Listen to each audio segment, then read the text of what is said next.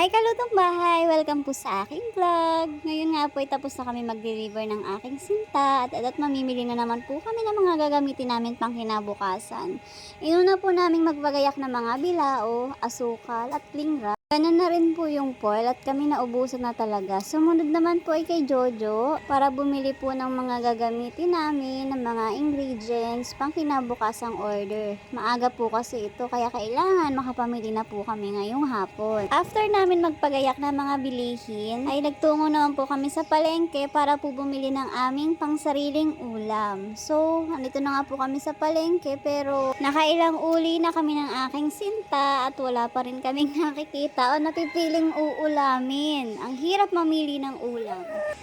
Ayan, for the ikot-ikot na naman kami dyan. Naghahanap at nagtitingin-tingin ng pwedeng maiulam ngayong hapunan. So, ayan na po. Katapos nga po naming makapamili ng aming uulamin, ay binalikan po namin yung aming pinagaya kanina na mantika. Binalikan din po namin ang aming pinakayod na niyog. At ito na po, pabalik na po kami sa kay Jojo at kay Roden para po kuhain yung aming mga pinamili.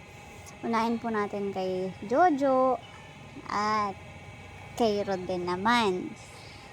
So, ayan. Okay na. Naigayak na ni Kuya. Naikarga na ng aking sinta.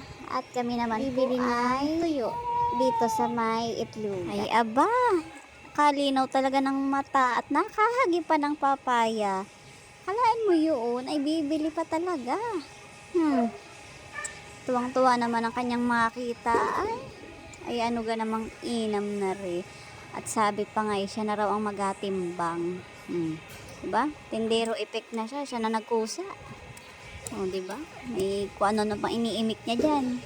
So, yun nga mga kalutong bahay. Tapos na po ang aming pamamalengke niyan. Nabili na po ang kanyang gusto at pauwi na po kami ng bahay. Alam niyo ba mga kalutong bahay, ako'y masaya kapag ganitong pauwi na kami. Tapos na ang aming deliver, tapos na ang aming pamamalengke.